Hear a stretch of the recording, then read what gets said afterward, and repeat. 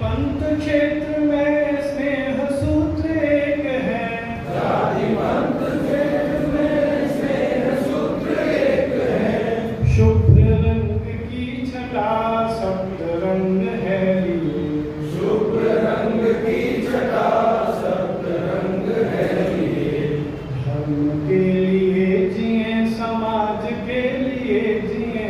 धर्म के लिए जिए, समाज के लिए जिए। ये धड़कने श्वास हो पुण्य भूमि के लिए। ये धड़कने श्वास हो पुण्य भूमि के लिए। गर्व से सभी कहे हिंदू है हम एक है। गर्व से सभी कहे हिंदू है हम एक है। जाति पंथ भिन्नता में स्नेह सूत्र एक है। जाति पंथ भिन्नता में स्नेह सूत्र एक है। शुभ्र रंग की छटा सप्त रंग है लिए। शुभ्र रंग की छटा सप्त रंग है लिए। धर्म के लिए जिए, समाज के लिए जिए। धर्म के लिए जिए, समाज के लिए जिए। ये धड़कने श्वास हो पुण्य भूमि के लिए। ये धड़कने श्वास हो पुण्य भूमि के लिए। कर्म भूमि के लिए। कर्म भूमि के लिए। कोटि कोटि कंठ से हिंदू धर्म गर्जना। कोटि कोटि कंठ से हिंदू धर्म गर्जना। कोटि कोटि कंठ से हिंदू धर्म गर्जना। कोटि कोटि कंठ से हिंदू धर्म गर्जना। नित्य सिद्ध शक्ति से मातृभूमि अर्चना।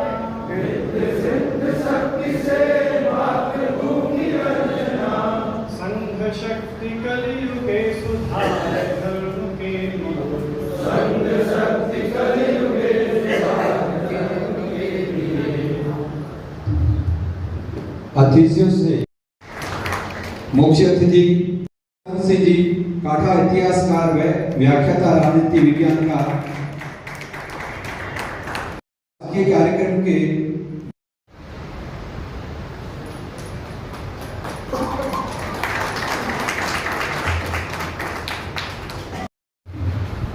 सम्मानित मंच और आज के इस कार्यक्रम में जैसलमेर नगर से पधारे विद्वत्जन, राष्ट्रीय स्वयंसेवक संघ के प्रचार विभाग की ओर से महर्षि नारद जयंती के अवसर पर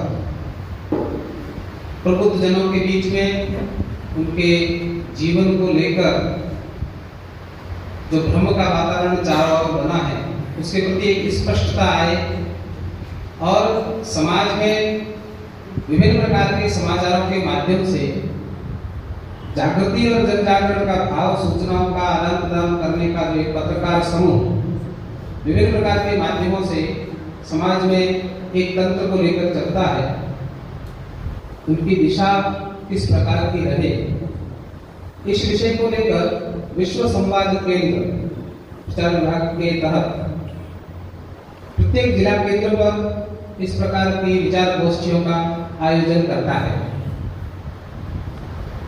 आज के दिन यानी ज्येष्ठ कृष्णा द्वितीया, महर्षि नारद की जयंती, ऐसा हमारा शास्त्र बताता है। एक लंबे समय तक पता नहीं इसके पीछे क्या कारण रहे, भगवान नारद का नाम अपने आप में एक हास्य, उपहास और विचित्र प्रकार का जीवन जिनका रहा हो, इस प्रकार से प्रचारित और प्रसारित किया गया। व्यंग के रूप में यह तो नारद है, ऐसा एक वाक्य उपेक्षा के भाव का समाज में वर्षों से चलता रहा है। लेकिन अब विषय बदला है।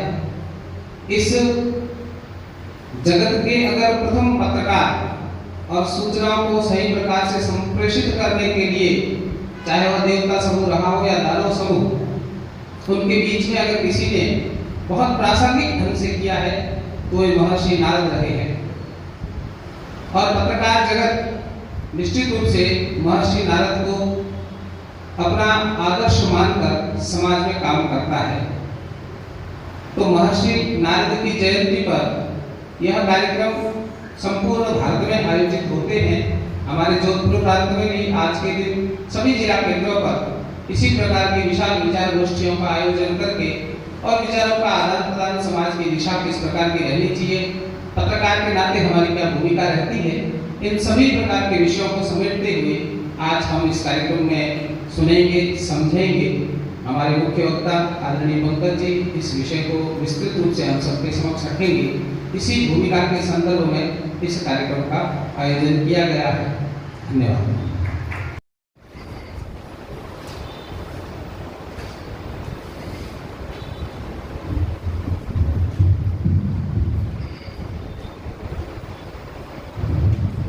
आज नारायण जयंती के पावन शुभ अवसर पर उपस्थित सम्मानित मंचासीन अतिथिगण, पत्रकार बंधुओं और कार्यक्रम में पधारे सभी प्रबुद्धगणों, जैसा कि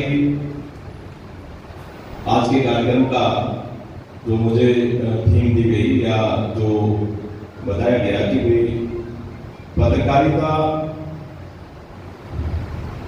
और नारद जी का संबंध ऐतिहासिक और पौराणिक दृष्टिकोण से नारद जी कौन थे और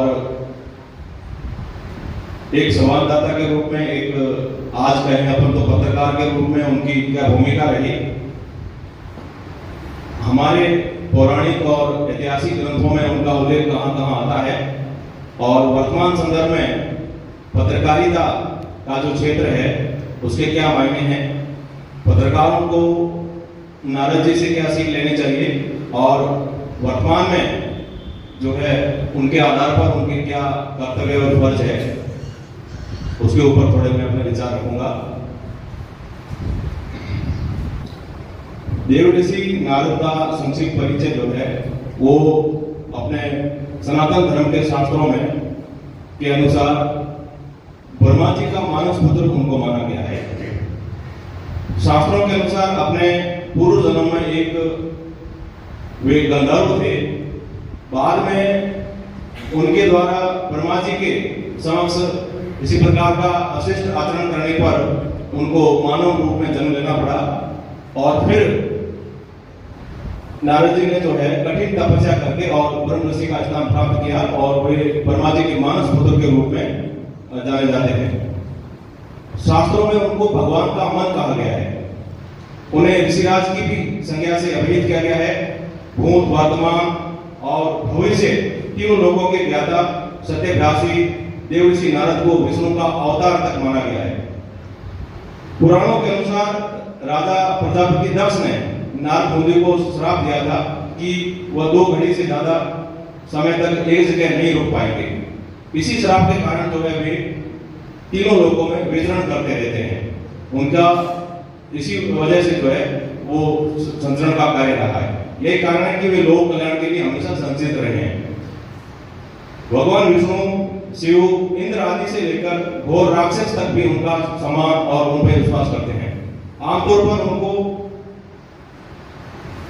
चुगलखोर या तोड़ने वाला या कलह लगाने वाले के रूप में देखा जाता है, जो कि कतई जो है सही नहीं है।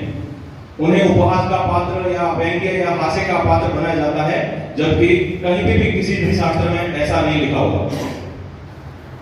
अगर अपन नारद जी का वैदिक और लौकिक साहित्य में उल्लेख देखें तो मैं कुछ संदर्भ देना चाहूंगा कि देव ऋषि नारद एक पौराणिक और ऐतिहासिक ऋषि है। ज्ञान के स्वरूप, भक्ति के सागर, दया निदान, सर्व विद्या निधि, आनंद राशि और विश्व के सहज हितकारी व समस्त गुणों की खान है। सभी युगों, लोकों, शास्त्रों और समाजों में देव ऋषि नारद का प्रवेश है। गोलोक, वैकुंठ, ब्रह्मलोक, स्वर्ग और पाताल लोक में उनकी गति है। संपूर्ण वैदिक साहित्य में देव ऋषि नारद का उल्लेख और भूमिका का वर्णन मिलता है। ऋग्वेद के अष्टमंडल के 13वें सूक्त में देव ऋषि नारद मंत्र दृष्टा के रूप में वर्णित है। वहीं अथर्ववेद में वे अंगिरा ऋषि के उपदेश प्राप्त करते हुए जिज्ञासु के रूप में दर्शनीय है। ऋग्वेद के ऐतरेय ब्राह्मण की सब पंचिका के तृतीय अध्याय में देवर्षि नारद राजा हरिश्चंद्र के पुरोहित और गुरु के रूप में उनके पुत्र वेशक चिंता का निवारण करते हुए दिखाई देते हैं। छांदोग्य उपनिषद में देवर्षि नारद सनकादि आदि ऋषियों के समक्ष आत्म तत्व की जिज्ञासा रखते हुए आत्म ज्ञानोपदेश प्राप्त करते हुए दृष्टिगत होते हैं। वेदांत साहित्य के शिक्षा ग्रंथों में संगीत मकरंद और नारदीय शिक्षा ग्रंथ में संगीत शास्त्र विरासत के रूप में दिखाई देते हैं। तो वहीं कल्प सूत्रों के अंतर्गत धर्म सूत्रों में नारद सूत्री भक्ति सूत्र में वे भक्ति का उपदेश देते हुए बताए जाते हैं। इसी प्रकार महाकाव्यों में देखें तो रामायण और महाभारत में देवर्षि नारद का भी विभिन्न भूमिकाओं में वर्णन आता है। रामायण में देवर्षि नारद महर्षि वाल्मीकि को श्री रामचरित्र के आधार पर काव्य लिखने की प्रेरणा देते हैं और उन्हें भगवान श्री राम का जीवन चरित्र सुनाते हैं। महाभारत में देवर्षि नारद उपदेष्टा, जिज्ञासु, भविष्यवक्ता, त्रिकालदर्शी, पर दुख हरता, सारोग्य, संदेश वाहक इत्यादि अनेक रूपों में यंत्र तंत्र दर्शनीय है। वे युधिष्ठिर आदि 5 पांडवों, कुंती, दुर्योधन आदि कौरव भ्राताओं के साथ श्री कृष्ण को भातृ स्नेह का उपदेश देते हैं।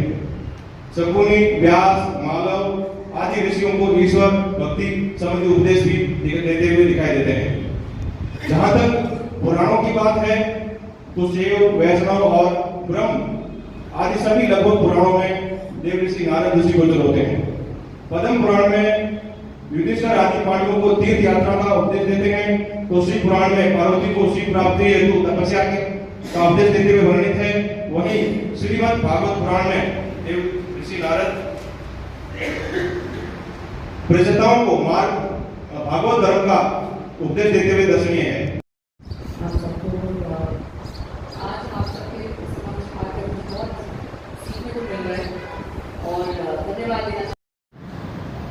तनसीम जी ने नारद जी का बहुत विस्तार से वर्णन किया और इस दिवस की प्रासंगिकता और इसका जो महत्व उन्होंने बताया।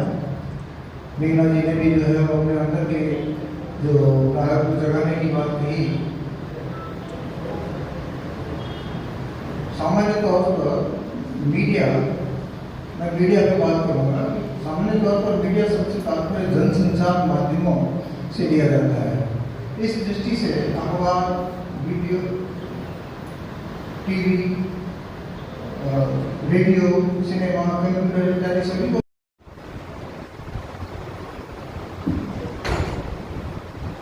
नारद जयंती के इस कार्यक्रम में मंचस्थ उपस्थित विद्वजन विश्व संवाद केंद्र के आयोजन पर उनके निमंत्रण पर उपस्थित पत्रकारगण एवं अन्य उपस्थित नागरिक सज्जन मंडल, मुख्य वक्ता के रूप में परंतु संक्षेप में अपनी बात को निष्कर्ष रूप में आप सबके समक्ष रखने के लिए और कुछ बातें आपके सामने रखता हूँ। वो निष्कर्ष स्वरूप ही है, वो कोई डायरेक्शन नहीं है कि पत्रकारों को ये करना चाहिए, कि पत्रकारों को ये करना चाहिए, कि पत्रकार ये करे, पत्रकार ये न करे। कोई गाइडलाइन नहीं है, कोई दायरा नहीं है। एक जीवन में आदर्श क्या हो सकता है, उस आदर्श की प्राप्ति की दिशा में हम कैसे बढ़ सकते हैं, ऐसे कुछ बिंदुओं पर हम प्रयत्न करेंगे तो दोहरान न। नारद जी पर विस्तृत परिचय और जो प्रथम वक्ता है उन्होंने रखा ही है कि नारद जी कौन है, कहां से हैं, उनका व्यक्तित्व क्या है, ये सब उसमें से निकल करके आया ही है।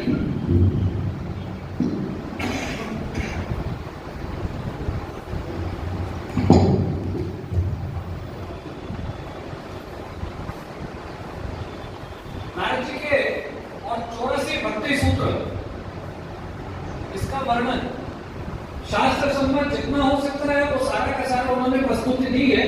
और मैं समझता हूँ इतिहास संकलन का उनको दायित्व है, तो शोध परक वो सारी चीजें निकाल करके लाए हैं, हम सबकी जानकारी के लिए पर्याप्त है। लेकिन नारद जी की कुछ विशेषताएं हैं, वो आसक्त नहीं है, किसी के भी प्रति आसक्त होकर के कुछ कहते हैं ऐसा उनके लिए नहीं है, वो टिकते नहीं है एक तरह। अब उसका कारण क्या है वो उन्होंने बता ही दिया है, परंतु ये विशेषता है कि वो रुकते नहीं है, निर्बाध विचरण करते हैं, निडर है, निर्भीक है, इससे प्रभावित नहीं होते, ये प्रभावित होकर के वो करते हैं। उनका जितना भी जनसंवाद है वो कल्याण सिस्टम सेट नहीं आ रहा, ये चलो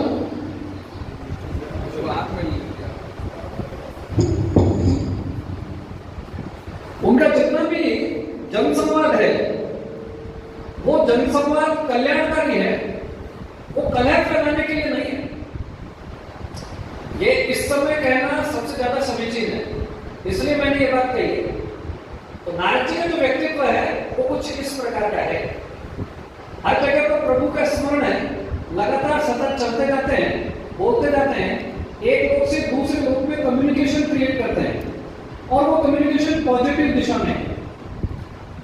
सवाल खड़ा होता है आज की पत्रकारिता इत्यादि पर।